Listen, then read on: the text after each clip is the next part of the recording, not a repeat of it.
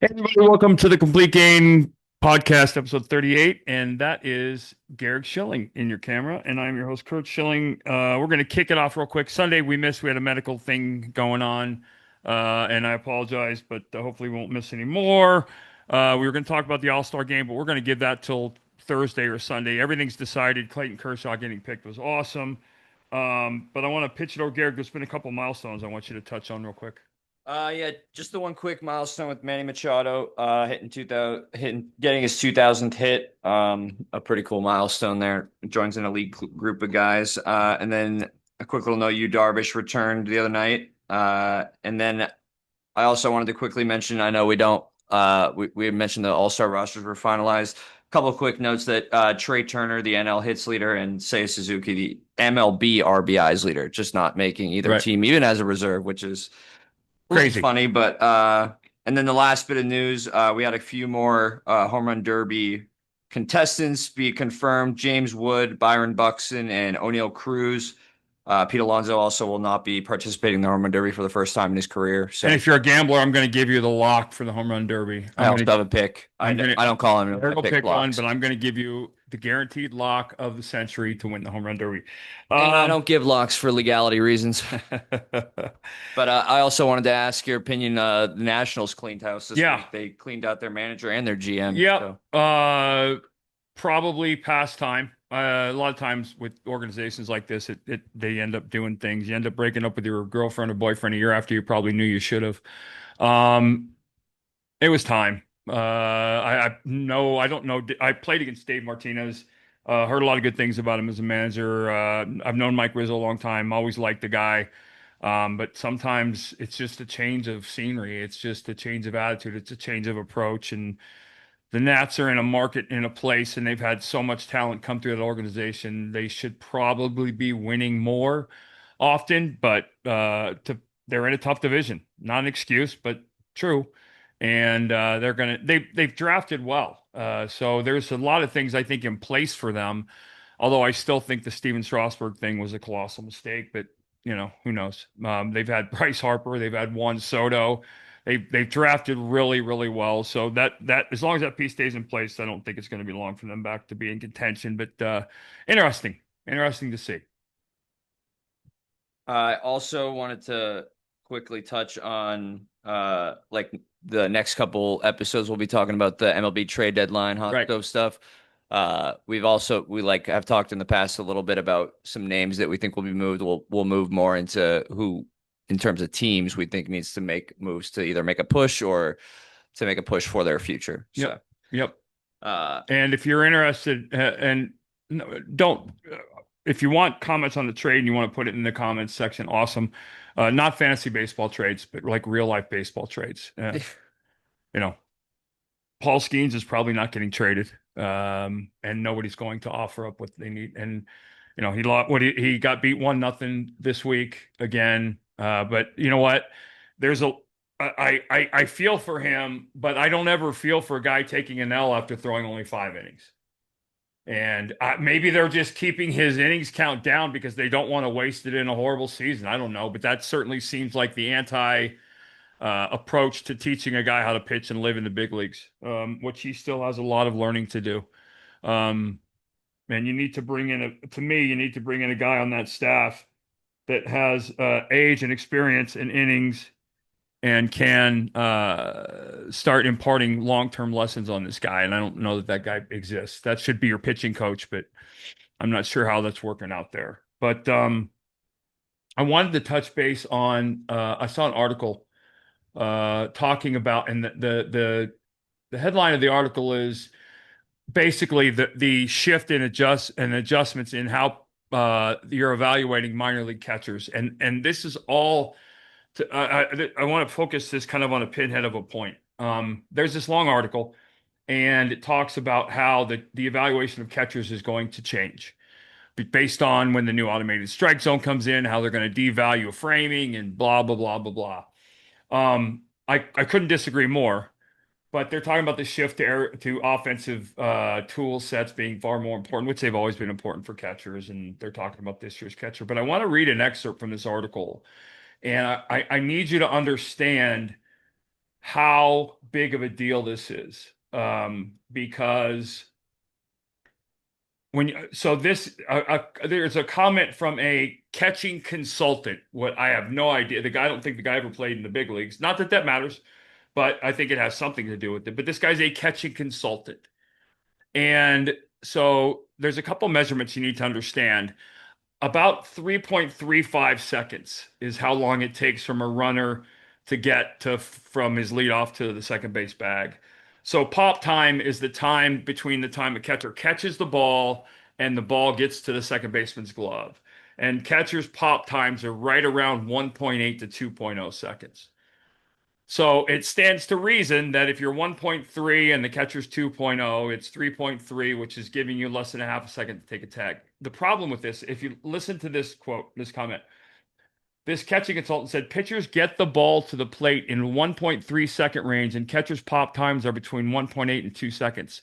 No, 1.3 seconds is slow. 1.3 seconds you can steal off of easily. 1.3 seconds is someone who hasn't been in the minor leagues and learned how to. I spent literally a year in AAA learning how to get quick to home plate. I could get to 110, but I was generally 115 to 125 at worst because runners don't steal off catchers. They steal off pitchers. There's no guys behind the plate for the most part nowadays that can't throw, but it's on the pitcher. And this is just another byproduct and another way that pitching has gone downhill with the new stolen base rules. Hitters can do. And let me just, for any young pitchers out there, the most effective method to keeping a runner from stealing is holding on to the ball. And runners will tell you they hate that because it makes them settle on their feet. I always used a 1-3-5 approach in the sense that I would hold the ball for 1 second, I would hold the ball for 5 seconds, I would hold the ball for 3 seconds, and then there was the timeout. I would make the runner or the hitter call timeout. But I would mix those up, right? Because most of these guys, you can watch them, they're going to steal all day because pitchers don't pay attention to the runners. They don't have any timing. And again, all of this stuff is stuff you learn in the minor leagues. They're coming to the big leagues without these tools. And that's why teams are running. And if you go back, go back and look at Greg Maddox's career stats. He was never good at holding runners because he didn't care. Because the hit to him, it was more important to be ahead in the count than for the runner to be on second base. Because his argument was, you're not going to score from second, just like you're not going to score from first, because this guy's not going to get a hit. But it's another piece of the game that's been lost, and it's a fundamental, crucial aspect to being an efficient and good. And it's also something that helps you. I used to stay in the games later because I could hold runners better than the guys coming in behind me. I was looking something up there. I don't know if you mentioned the word tempo though. That was a big part of it. At least growing up as your kid and you being my primary pitching coach, is a lot of that stuff for guys as you get older, especially good runners, is like tempo, and they take their lead the same way every time. You know, they have one dramatic step, two little chop step. Like guys have especially in the MLB, have a established way they like to take a lead and how long they like to be in that last step for, you know, so. And they're on the balls of their feet, ready to go. And when you hold the ball, they start to settle back on their feet. And that's the other thing. If you're a pitcher, I always used to pay attention and get from the grounds crew the distance for my cutouts. Where does the dirt end and the grass start? And on artificial turf, I want to know because I wanted a visual representation. So when I would look over to see at first base, I didn't have to stand like open to the plate. A lot of guys will stand open and just look and turn, but I could look. I just needed to see space. I didn't have to see the runner. If I couldn't see the runner after a certain time, then he was too far off, and I knew to throw over. But now with the 3-throw rule, you can't waste them. Yeah. So when you're throwing over, you need to throw over and make sure you're bang bang play because after the third one. They're free. Pass, You're done. So so that's just another thing, like I said, to pay attention to, and it's its own little game, but it's also one of the things that keeps you in games and gets you more than 5 innings to start and helps you to do that. And there's a way to teach it. It's not intuitive, and it's something that I was Dick Bosman taught me in AAA. And I took it to the big leagues. When I came to the big leagues, I was in the National League for the most part, going into Houston and Philadelphia. Excuse me, in the late 80s or early 90s, it was a running league. And the Cardinals had guys that could run, but you could take away an offense. You take away an offensive weapon. I take away a hitter's offensive weapon before the game starts if I'm quick to home plate. And there's video, so they know.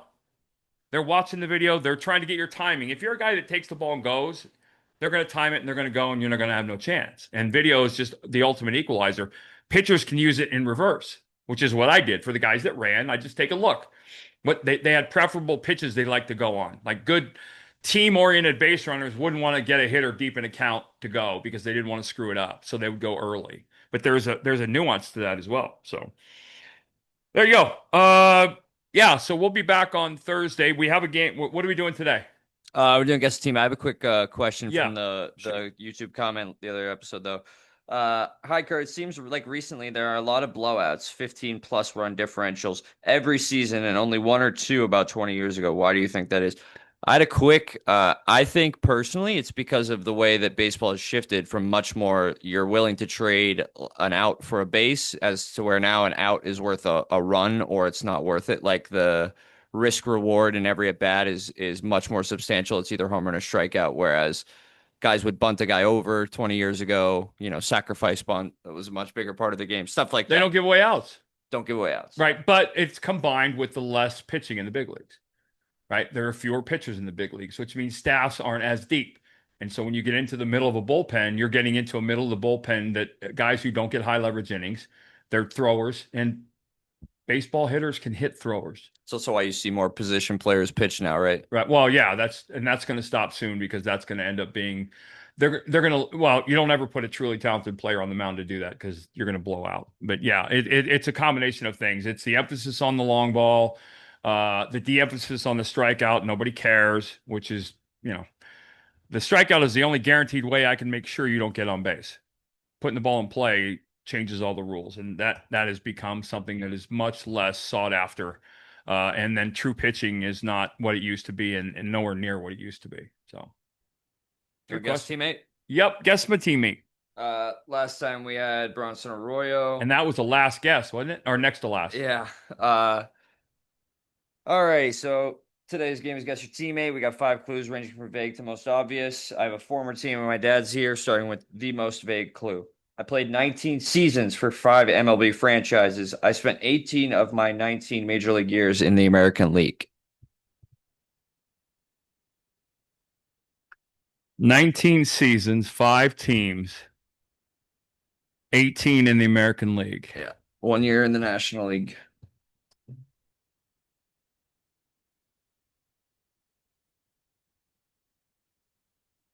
Not Eddie Murray. Nope.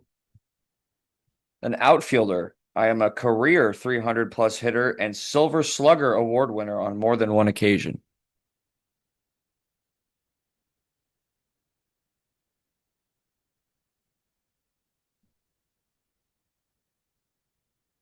Kenny Lofton. Nope. A dominant postseason performer from the get-go with my first taste of October action. I ended up a 2-time World Series champion before it was all said and done, including 1 World Series MVP. Manny? Manny Ramirez. Wow, he only spent 1 year in the National League. Yeah, with the Dodgers. Yeah. I had it in my mind as a couple years too. I double Right. checked that one. Right. Just the other two because he's a ridiculous guy who I Yeah. won't spend a minute on. 12-time All-Star, including 5 times at the same time as you. I'm also still the Indians' single-season RBI leader with 165 in 1999. It's just a ridiculous. Well, he had like 100. That was right on time. Gonzalez had like 125 at the break or some stupid number. And then a World Series MVP with you. I was also very nearly moved away to try and bring A-Rod to the Red Sox. Oh, God. As I asked out of the Red Sox organization multiple times before and after that season. Just an all-time character in Major League history. We talked about Ricky Henderson and like all the legend and lore you hear about him. Like there's 100 of those around Manny. Probably one of the 5 hardest working hitters I ever played with. Probably definitely might be the most talented offensive player I ever played with.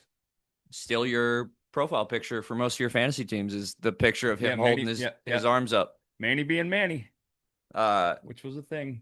One of the greatest, welcome to the MLB stories too. He went 0 for 4 his first game against the Twins, and then went to Yankee Stadium the next night and proceeded to go 3 for 4 with a double and 2 home runs over Paul O'Neill. Every single ball was hit to Paul O'Neill in the field, and the first one was a ground rule double. Do you remember this? No. So he had a ground rule double, but he saw Paul O'Neill watch it go into the stands and thought it was a home run for his first MLB hit. Oh, So no. he's rounding the bases, and Manny, like it took everyone in the entire stadium being like, "Hey, bro, you Go didn't back. go back." And he's on third base, and he I picked up his do. Yeah, helmet, yeah, yeah. No, I and do. then he went, and then he proceeded to go two for two in his next two at bats and hit actual home Right. runs over Paul. It's just a great like microcosm for what ended up being his entire career. Just It's one of the differences in scouting amateurs. If you go back and look at Manny's New York high school video, because yeah. I've seen it, you can see He's his. one of the only major leaguers that like when they talk about and you watch like videos about him, they'll show him as a kid because of how like that's the same guy. Yeah, Like you can see the you can progression see to the an adult. foundational pieces of his swing when he was 16 years old. Another cool thing I found out in researching Manny is that he also grew up like in the same area of New York as Lou Gehrig. So where he played like recreational ball was the same little Yeah. like sandlot Oh, ballpark that yeah. Lou Gehrig played in. That's kind of cool. That's kind of cool, That's right? very Like I cool. never knew That's that. very cool.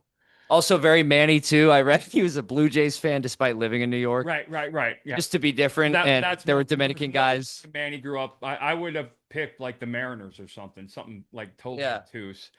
But yeah, no, And just maybe the best swing ever, like that you played with. best right-handed swing I ever saw. Yeah, for those of you who don't understand the life, baseball's traveling and playing in baseball is an incredibly challenging thing. Um, the lifestyle itself is incredibly challenging to stay physically at the top of the game. Manny Ramirez on the road would be up every morning at 10 a.m., meeting our strength coach, Dave Page, in the lobby to go lift. He would go from there to the ballpark at noon, hit early, take a nap, and be ready when people were just showing up every day on the road. He was dedicated to his craft. And there were some personality things for sure, but I learned as much about pitching sitting in the video room with Manny as I did probably from anybody in baseball. And it was and he's become a minister since he retired. Played Uh, in Japan and China. Played in Japan and China. He might be playing this year. I don't know. He's like Yeah. Yarmir Yager. Yeah, he could definitely have that type of life. Yep, yep. So wherever you are, Manny, shout out, big He boy. was also in saying that he was also very kind to me. Like anytime I was I with was him gonna as a say one kid. of my favorite memories is you in the batting cage when David and Manny were working with you.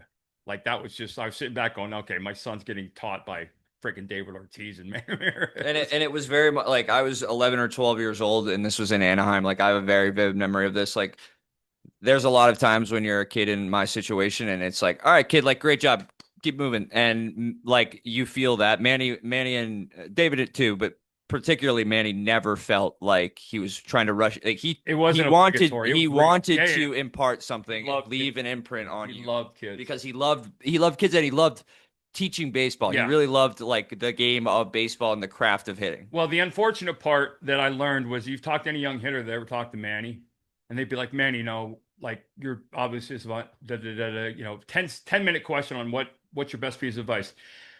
And he would do it just like this. He would go, Poppy, see a good pitch and hit it. Yeah. It's like Gretzky being not a great coach. Right. It's But it's all the layers of science underneath. See a good pitch. What is a good pitch? Where is a good pitch? Why is it a good pitch? What's count is it a good pitch in? Manny had all that computer that figured all that stuff out pitch to pitch. Whereas a young player, you're up there going, "Oh Jesus, I just don't want to embarrass myself." yeah. Man, I told you there were stories. Manny would tell me before a game, "I'm going to look for this pitch. One pitch the entire I'm game. not going to swing till I get it." And I saw him do it twice, and both times he got the pitch, he had a home run. It's a crazy mentality to go into a Major League Baseball game with like, I'm only going to swing at curveballs today. Well, you know what it is? It's unbound confidence. Yeah. Yeah, I'm not going to swing because when I get it, I'm going to crush it. He was the beginning of that swagger, like yeah. the way every guy hits home runs now. He was that before it was popular. He Yeah. was allowed to do that shit before anybody was allowed to do that. Him and David both. Yeah. All right, guys, hit the subscribe button. We're well over 800. Last show got crushed, which is great. We're going to keep spreading it around. Spread the word. We'll be back on Thursday. Yep. See you then. Have a good one.